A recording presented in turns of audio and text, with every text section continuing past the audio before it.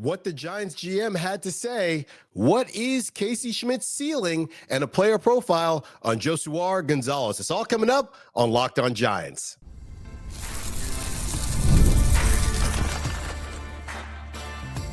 You are Locked On Giants, your daily San Francisco Giants podcast. Part of the Locked On Podcast Network, your team every day. Hello and welcome to Locked On Giants, part of the Locked On Podcast Network, where it's your team every single day. My name is Alan Stiles. On the show, we provide daily episodes Monday through Friday talking about the San Francisco Giants in a way that combines passion, analytics with the eye test, and a little bit of fun. I'm from the Bay Area, but I live in Sacramento now, and I host a show at Sacktown Sports 1140, the Alan Stiles Show, 10 a.m. to 2 p.m. I also MC Sacramento Rivercats games. I'm lucky enough to cover a team that I've been a fan of all my life. Today on the show, we're talking about what Giants GM had to say about the team, Casey Schmitt's ceiling, and a player profile on Josuar Gonzalez. Today's episode is brought to you by FanDuel. Right now, new customers can bet just $5, and if your bet wins, you'll get $300 in bonus bets to use across the app.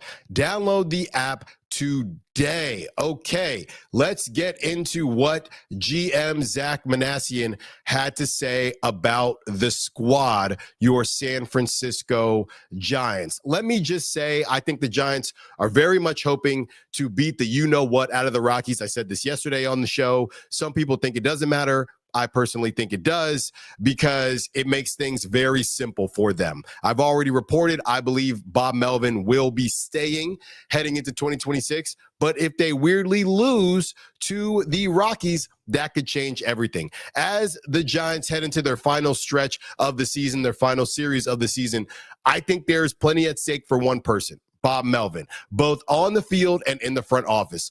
For the Giants, beating the Rockies isn't just about wins. It's about clarity. A sweep would solidify and simplify the path moving forward for the Giants and solidify that confidence in Bob Melvin, specifically heading into 2026. But a surprising loss of the series could throw things into question, potentially reshaping the team's plans for next season.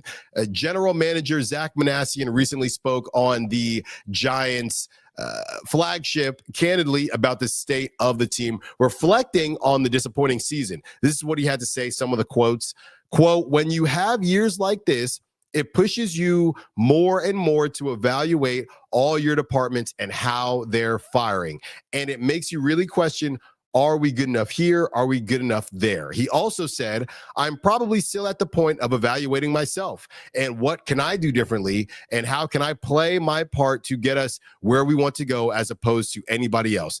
Despite the struggles on the field, Minasian voiced confidence in Bob Melvin, calling him a consummate professional who cares deeply about the Giants, but he stressed that no aspect of the organization is off limits for review. Quote, "There's always going to be conversations, whether you're winning or losing. You're always going to have conversations about your staffing and how it looks.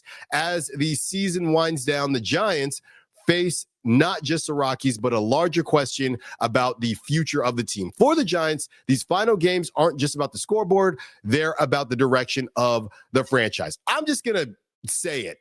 Okay, and you can check out what he had to say on the flagship for yourself. After listening to Zack Minasian, I'm not as confident as I was before about Bob Melvin staying on the team. He did not sit there and say, "We're committed to Bob." He didn't say any of that. Not that I heard. Not that I heard. He said the things that I just read off to you. Hey, we're looking at everything. We don't know what's going to happen, which goes back to all the people disagreeing with what I had to say about the Rockies. I understand how simple it seems, but if you go out there and lose to the Rockies and it's the last time we see the Giants, that's a big deal. That's what I've been trying to tell y'all. Or on the other side, we could say, okay, the Giants have already made up their mind. And at the end of the season, win or lose, they could sweep the Rockies. Doesn't matter because they stink. They're moving on for Bob Melvin. That's the other take you could have. And ultimately, we'll never know. We'll know more once the series is over, of course. But based on what Minasian had to say, they are not sitting there throwing any cookies or saying, hey, we're good with Bob Melvin. They're saying, we're evaluating everything. This is the type of stuff I'm trying to tell y'all. When you miss the playoffs, people have questions, and you have to answer those questions. And Bob Melvin, it's not his fault that they moved on from Tyler Rogers. It's not his fault that they moved on from Camilo Doval, even though Camilo Doval wasn't really looking like the closer that we wanted him to be. It's not his fault that they made those moves. But on the other, it's not his fault Randy Rodriguez got injured. It's not his fault. But when we go back and forth and we have the conversation, and people yesterday were saying and responding to my show and commenting, and thank you, on YouTube and obviously wherever you get your podcasts, and saying, well, it's not his fault because he's not swinging the bat, he's not throwing the pitches. Okay, cool. If you want to go in that direction, then we're just never going to fire any coach or any manager ever, because none of them are playing, right? At some point, they have to be held accountable, even though they're not the ones playing. I understand that, and I hope most of you understand that. I don't think it's Bob Melvin's fault per se when it comes to why didn't they get the guy in from third, right? Bases loaded, no outs. How many times did we see that during the losing stretch? I don't think that's Bob Melvin's fault. But as a whole, somebody's got to get held accountable. And in this game, you get paid the big bucks, and you get to be a part of the 1%. And on the other side, somebody's going to have things to say, and you operate at a different clip. It's not the same as the garbage man. It's not the same as your random salesperson. It's not the same as these normal jobs that we have. It's not normal. They don't get paid normal money. They don't. So that's why we look at this differently. And Bob Melvin has a track record of underperforming with a lot of talent. You could give him one more year. That's fine if you want to. But moving on from him, also on the other side, is fine too. Because as much as they believe in Bob Melvin, and that's cool, they'll believe in the next guy, and the next guy, and the next guy, and the next guy. That's it. That's how it always is. When you win, you believe. How many people believe in Bob Melvin right now? I'm not sure. You know why? Because when October comes and the Dodgers are playing and the Padres are playing and all these other National League teams are playing, the Giants, once again, for the 8th time out of the last 9 years, are at home. So if you're okay with that as a fan, cool. I don't police fandom. I don't tell people how to fan. But a lot of fans aren't cool with that. And if you got to keep looking, well, you only had 2 years. If you got to keep looking, keep looking. You want to give him one more year? Give him one more year. That's fine by me. I would move on, because when it mattered most, multiple times, at the beginning of the season, they were hot. Okay, now they have expectations. They faltered. Okay, they go on a stretch after they're 7 games out. Now they have expectations. They faltered over and over again. It's not all Bob Melvin's fault. You're right. He's not the one pitching. He's not the one swinging the bat. But somebody's got to answer for this. And when you watch the last series, and I know this series will be the last one, so it'll probably have more people, but the previous series, when butts aren't in those seats, somebody's got to answer for that. And unfortunately, in this industry, it tends to be the manager, the coach, things like that. On the other side, let's discuss Casey Schmitt's ceiling. Should he be the guy to lock down second base heading into 2026? Don't move. More Locked On Giants coming up. Guys, you've probably heard of Viagra or Cialis. Maybe you've even tried them. But if you're looking for something beyond the usual pill, it's time to meet Rougiette. Go Long. That's exactly where Rougiette's Go Long comes in. This isn't just another ED pill. It's a total game changer for confidence. Go Long combines 2 doctor-trusted medications in one dual-action formula, so you can get hard and go the distance. The effects last up to 36 hours. That's confidence all day, all night, and even into the next day. The process is simple. Connect with a board-certified doctor 100% online, and if you're prescribed, your treatment ships discreetly right to your door. Ready to level up your confidence in the bedroom? Head to RUGIET.com and use promo code LOCKEDONMLB for 15% off your first order. That's RUGIET.com, promo code LOCKEDONMLB. Make sure to use our code so they know we sent you. I've been reaching for my new favorite pants almost every day. My Doer jeans. These are the most comfortable pair of jeans I've worn. I almost forget I'm wearing jeans at all. I wear them to work, running errands, and just chilling around the house. They're antibacterial, meaning they stay fresh longer, so I can wear more and wash less. The jeans are made with Cool Max that regulates your body temperature and wicks moisture. Keeps you cool and comfortable as temperatures change. Great for any season. Doer combines classic jeanswear style with the kind of comfort and performance you get from athletic wear. It's the best of both worlds. Designed to look great and stay comfortable all day, no matter what you're doing. Doer are pioneers of blending technical innovation with everyday clothing. They invented the original performance denim. There's a reason why they call them the world's most comfortable pants. But don't take our word for it. Go try on a pair for yourself. Doer just opened a store right here in Hayes Valley, so you can feel the difference firsthand. Go check them out at 567 Hayes Street. Mention our promo code LOCKEDONSF in store to get 15% off your first order. Or check them out online at shopduer.com/LockedOnSF for 15% off. That's shopduer.com/LockedOnSF. Should Casey Schmitt be the second baseman, be the guy heading into 2026? Now, I know some of us are maybe a little bit scarred from this conversation because of Tyler Fitzgerald, right? And everything that he did leading into this season from last season, and everyone is curious, could Casey Schmitt be that guy? Is it going to be the same situation? What's going to happen there? Now, Tyler Fitzgerald, I'm not going to say he's a flash in the pan, but I'm going to say this. I think the Giants went about it the right way. When you do what Tyler Fitzgerald did, you get to be the guy. Now, it didn't work out for Tyler Fitzgerald, at least not this season, but I do think the Giants went about it in the correct way.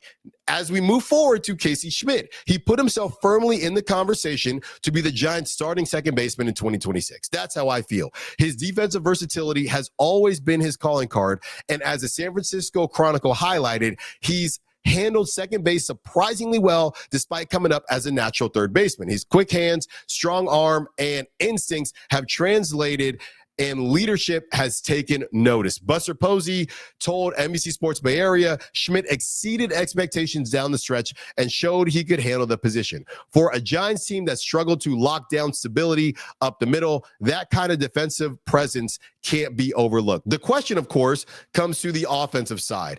The conversation as far as whether he can hit on the highest level, consistency will be the key. If he's going to be more than a utility option, the Giants don't need him to be a middle of the order hitter per se, but they do need him to be steady enough to keep the lineup from falling flat at the bottom half. Going into 2026, it makes sense for the Giants to give Schmitt a real shot at locking down second base. He's earned that chance with his glove and flashes of offensive growth. But given the uncertainty in his bat and the fact that second base isn't his natural spot, the front office would be wise to keep a fallback option. Whether that's through a veteran signing or a platoon, Schmitt has the talent to become a long-term answer, but 2026 will be the season that determines if he's more than just a versatile depth piece. And I've said it before, and I'll say it again.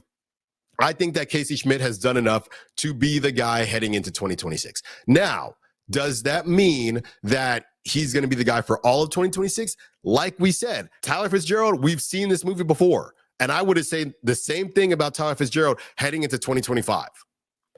It's yours until it's not. Elliot Ramos, same idea. And he was an all-star. Elliot Ramos, if he did not hit in 2025, they would have platooned and they would have got different people and different players in left field. But Elliot Ramos kept it going. Now, defensive side, of course, but offensively, Elliot Ramos kept the spot and he held it down. It's the same thing for Casey Schmitt. He's the guy going into 2026. How many games does he deserve? Well, it depends on what it looks like, right? If he is hitless or struggling, and you know me, I'm old school. I still care about batting average, even though nobody else does. If he is under the Mendoza line, doesn't have a great OPS, whatever it is, after 20, 25 games, yeah, you got to see who else is out there. You can't have somebody. I remember my senior year, Temple University, I struggled. I was in center. They moved me to left. They had a freshman come in there. He ended up playing double-A, so I didn't feel as bad. But I struggled for a while my senior year. And you get to a point where, okay, it's one series. Okay, it's two series. Next thing you know, a quarter of the season is gone. And that's how it happens in baseball. You look around and you don't want to be climbing out the dungeon just like the Giants were again. So that's where you have to say, all right, what's our limit for not just Casey Schmitt, all the guys that don't have big money, whether it's Casey Schmitt, Elliot Ramos, right field, whoever's in right field, whether that's Drew Gilbert, whatever it is, you have to decide where that level is and go from there. That's just the bottom line. So Casey Schmitt is my second baseman going into 2026. A lot of people, oh, Alan, well, they could get Cattell, and we'll talk about Cattell. You don't have to right now. This is all internal. If they want to move on and go get Cattell Marte, even though I don't think the Diamondbacks would deal him in the division, that would be absurd. But if you want to go get a second baseman, okay, go get a second baseman. But internally, who else would it be? There's nobody else. You're going to have to decide where you want to spend that money. And the Giants can't spend money everywhere. That's what I keep telling everyone. They're not going to spend money at every single position. It's just not possible. I mean, it's possible, but they're not going to do it. So if you are Casey Schmitt, this is an opportunity. You're going to get the first, 20, 25 games. What do you do with that? And that's just not a Casey Schmitt thing. That's anybody that doesn't have big money attached to you. That's just the game. I've talked to people that got cut hitting 300 in the minors because they had no money attached to them. No money. That's just what it is. So Casey Schmitt is going to have an opportunity the same way Tyler Fitzgerald did. What does he do with it? That's ultimately going to be the question. Can he show up and can he do what he did this past season? And not just do what he did this past season. Because I think that Elliot Ramos is a good example of this. Elliot Ramos was an all-star last season. Coming into this season, Elliot Ramos had a really good season, and nobody really feels like he is the left fielder of the future, even though you want to break that streak after Barry Bonds. Nobody feels like he is a left fielder for the next 10 years, even though he had a good season. So Casey Schmitt had a good season this season, but you got to get better. That's the thing with a lot of these guys. It's not just about doing what you just did. Can you be better? Casey Schmitt, can you be better than this past season? Because if I look around to the Dodgers, to the Diamondbacks, to the Padres, NL West, the rest of the NL, and then you get to the AL, guys are getting better. And that's the thing about the Giants and their farm system right now. Can you get better? The free agents, cool, whatever. But can you get better internally? Elliot Ramos, I don't know if he got better. He played really well this season. He hit really well this season. But did Elliot Ramos get better than last season? I don't know. I don't think so. He kept his spot. At some point, it has to move past keeping your spot. And that's where it's at for Casey Schmitt. And he's going to have an opportunity. One more segment with you when we return. Let's talk about Josuar Gonzalez player profile on the top international prospect that the Giants locked down. Don't move. More Locked On Giants coming up.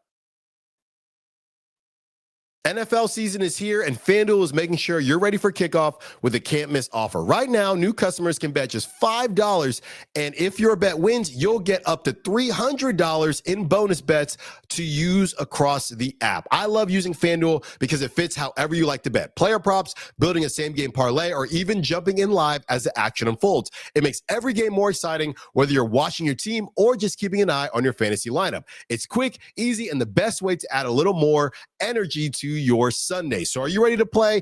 Download the FanDuel app now by visiting FanDuel.com to get started. That's FanDuel.com to place your first $5 bet. Yesterday, we talked about a prospect that the Giants haven't signed yet, and all the comments said, Alan, talk about the prospect that the Giants did actually sign, Josuar Gonzalez, and that's exactly what we're going to do today. The San Francisco Giants made one of their boldest international moves in years by signing Josuar De Jesus González, a switch-hitting shortstop whose MLB pipeline ranked as number 2 in the international class of 2025. The Giants gave him a massive $2.9 million signing bonus, the second largest they've ever handed out to an international position player, and even moved pieces like Blake Sabol and others to free up the necessary bonus pool space. That aggressive pursuit shows just how much the organization believes in Gonzalez and why many are already calling him a potential cornerstone of the future. Gonzalez has a kind of tool set that makes him a scout's dream. On defense, he flashes smooth actions, range, and a strong arm that should allow him to stick at shortstop long term. Offensively, he's already showed advanced polish, especially from the left side. With quick bat speed and a disciplined approach, his breakout performance at the 18U World Cup, where he hit 364 with more walks than strikeouts, a couple homers, and 5 steals, turned heads across the scouting world. Comparisons to stars like Francisco Lindor, Jose Reyes have followed, which speaks of both his athleticism and his high ceiling. For the Giants, Gonzalez represents more than just a top signing. He's a signal of intent. The farm system has lacked true star level upside. This is what we were talking about yesterday. And landing a prospect of his caliber reshapes that narrative. Of course, at just 17, he's years away from seeing him under the bright lights at Oracle Park, and the road from international ball to the majors is always uncertain. But if his tools continue to develop, the Giants have secured their future at one of baseball's most premium positions. And a system searching for long-term building blocks, Josuar Gonzalez could be the one that changes everything. So he's the number 2 prospect for the Giants right now. Okay. And they think he's going to be up. They have him up in 2030. That's where they have him coming up. 2030. Be happy for now, right? I mean, there's nothing, and I saw somebody commented, isn't this the same thing we did with Marco Luciano? Yeah, you're right. It is the same thing we did with Marco Luciano, but it's the same thing that everyone does with all these top prospects. That's just how it is. That's just how it goes. That's what you do. You're supposed to be excited about your random prospects that you learn about and you dream about and you hope that they figure it out. And ultimately and hopefully one of these days the Giants will figure it out and they will hit on one of these guys. We talked about Luis Hernandez yesterday. He's not signed to the Giants yet, but you keep stacking players like this, they have to find them. Other people were saying, Alan, you barely brought up Logan Webb as far as the top 50 players yesterday. And Logan Webb, you got Logan Webb and Rafi Devers. Those are your 2 in the top 50, right? And I think they're on the higher side if you were to boil down who's in the top 50. And it's not like football with a quarterback or basketball. There's only 5 guys on the court. It's different in baseball for sure. But you need premium talent. And you have to keep taking these swings. And there's nothing wrong, especially in a season like this, with everything that the Giants has gone through and all the fans, what they've gone through. There's nothing wrong with feeling hopeful. And people are really excited about this kid, Josuar Gonzalez, and what the Giants are doing internationally and what the Giants are doing in their farm system. It's okay. Now, that doesn't mean that all these guys are going to hit. Every farm system has a guy. You don't sign guys you don't think are going to be stars, right? You don't sign guys that you don't think are going to make it to the Major League Baseball level.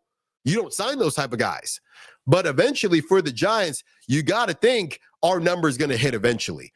All these other teams, the Dodgers have seen too many. The Padres have seen too many. All these other teams, even a Corbin Carroll. When's the last time the Giants had somebody the same ilk as Corbin Carroll, position player? It's been a while. So I'm taking the position of the Giants are due. That's the position I'm taking. Now, 2030, like I said, that's years from now. But between who we're seeing in Josuar Gonzalez, Luis Hernandez, if the Giants end up signing him, between all these guys that we're seeing, somebody got to hit.